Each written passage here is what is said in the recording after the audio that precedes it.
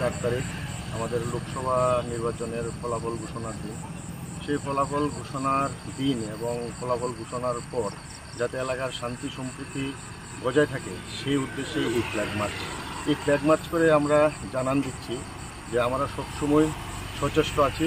তৎসাথে আমি জনগণের উদ্দেশ্যে বলবো যে রেজাল্ট আউট নিয়ে যাই, রেজাল্ট বের হোক, এটা নিয়ে যাতে এলাকার কোনো শান্তি সম্প্রীতি বিঘ্ন না হয় এবং যাতে সুসমৃদ্ধ থাকে সেই উদ্দেশ্যে এই ফ্ল্যাগ মার্চ। এবং আমরা সবসময় সচেষ্ট আছি, যখন কোনো বিপদ আসবে সেই মোকাবেলা করার জন্য আমরা তৎপর আছি। সেই উদ্দেশ্যে আমাদের এই আজকের এই flag March. Hãy subscribe cho kênh Ghiền Mì Gõ để không bỏ lỡ những video hấp dẫn.